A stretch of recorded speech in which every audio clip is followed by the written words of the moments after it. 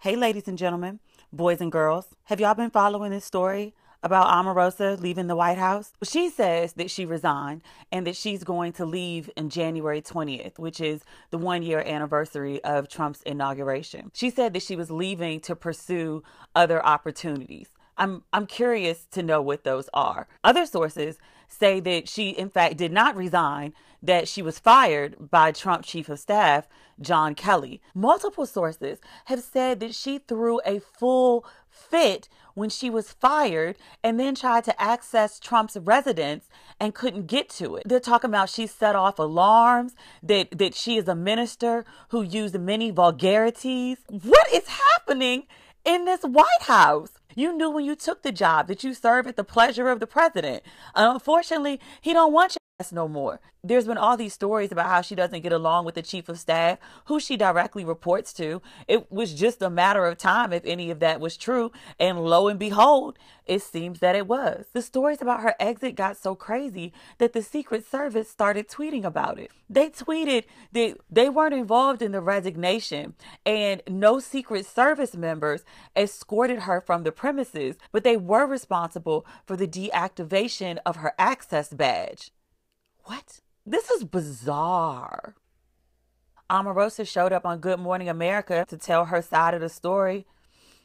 Let me say this about Omarosa. She's great TV. She's been on multiple reality shows, starting with The Apprentice, even if people can't stand her, and a lot of people can't, but she's a smart woman. Her GMA interview today, brilliance personified. Needed a bit more emotion to be likable, but I don't think she cares about being likable. In the sense of, was it an effective interview? It was. But the girl lied the whole way through it. What I will give her credit for, she's out of a job. It was abrupt. And overnight, she came up with a second act. She did 11 minutes of a pitch for a book deal. That's essentially what her whole interview was this morning. It was, I was the highest ranking African-American in the White House. Out of a team of 30, I was the only Black woman present. I have unique insights given my access. I've been around for 14 years. I've seen a lot of things. It was basically a pitch of like why I'm uniquely qualified to write a book that no one else can about the Trump administration.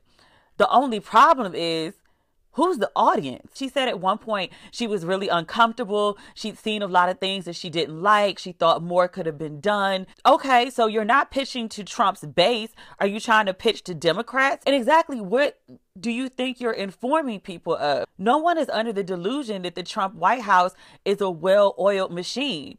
Are you trying to pitch to Black people? Because Black people don't rock with you anymore. I'm not paying $21 or $24 for a book that tells me that somebody I know is a racist said racist things. What are you going to tell me that I don't already know? Trump doesn't care about Black people?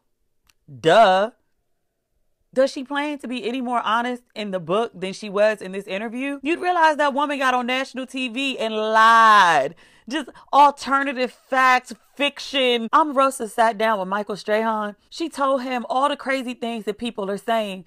It's because of one source who has a vendetta against her and is making all this up. I assume she was talking about White House correspondent April Ryan. Ryan also, to my knowledge, was the first journalist to start saying that she didn't resign, that she had been fired. Omarosa kept saying, it's only one person. It's only one person. Well, no, ma'am. It's April Ryan who has a source that says things got crazy. It's also MSNBC, Joy Reid. She's saying that things got crazy. It's also the Wall Street Journal who says our sources have told us that you acted a fool. And it's also the Daily Beast who was like, yeah, we spoke to a White House official and they said this is the closest thing they've ever seen to reality TV. So that's 4 right there. And even in the intro to the Good Morning America piece, it's an ABC correspondent who was like, yeah, our contacts inside the White House said things got nuts. That's 5, baby girl. Could some of the stories be exaggerated? Probably. And to your point about you exploding in front of 600 people at the White House Christmas party, you make a point that if all this crazy stuff happened, there would be pictures and videos. I've actually been to the White House. I don't know who exactly this party was for, but when I went, we had to surrender our phones. It would explain why there aren't photos or video, because people ain't had no phones. What I do know, what my good common sense tells me, is that your version of events, that it was completely demure, completely uneventful. Girl, stop. The Secret Service doesn't suddenly start tweeting or deactivating people's access when things are just rosy and sunshiny. Some ish happened. I just don't know what it was. Y'all caught her story about the Secret Service didn't make any sense, right? She said the Secret Service tweeted that I wasn't physically escorted off.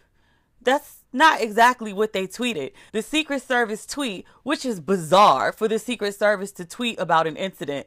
The Secret Service tweeted that they did not remove her from the White House grounds. They never said that she was not removed. And they also made a point to note that her access had been deactivated. Omarosa goes on later in the interview to say that my access wasn't denied, that my access had been downgraded. Since she's leaving the White House within the next 30 days, she wouldn't have the same access to high-level documents, which does make sense. The Secret Service is not going to tweet about you losing access to high-level documents because you resigned. Deactivated and reduced are two different things. Reduced is I'm no longer at level 5, I'm down to level 4. Deactivated is I ain't got no badge no more. And still, that's not where your girl lost me. She lost me when she started talking about the things she wanted to do for my people. Who? You didn't mean black people, because black people don't rock with you. We traded you in the racial jab for Joe Biden and Dr. Jill a long time ago. You ain't fam no more. If you just got fired from the White House, you're persona non grata. So Trump ain't your people no more. His base never really rocked with you anyway. They don't like black people. I don't know who your people are. My people, black people. I'm good. You, ungood. Not good. Not welcome. I'm going to say this, though, because my grandmother used to say it. She would say, just keep living. I think there's a possibility of redemption for you. We're a very forgiving people. Life is a funny thing, and you may be accepted back into the fold someday. That ain't going to be no day soon. Good luck with that. At no point when I heard Omarosa was going to be on GMA did I expect her to like show up and tell the truth. I mean, the tiger still has stripes. That has not changed. I'll tell you what I didn't expect, though, was that delightful bit of professional shade thrown by Auntie Robin Roberts. Robin looks so unbothered and unimpressed. She finally just let loose with a very light, you had to listen closely to hear it, "Bye, Felicia." Child, Robin Roberts on national TV at 8 a.m. this morning was talking about "Bye, Felicia" to Omarosa. You just spoke the thoughts of all of Black America. Thank you, Robin, for speaking for the people. You nailed that. That was excellent television. Much appreciated.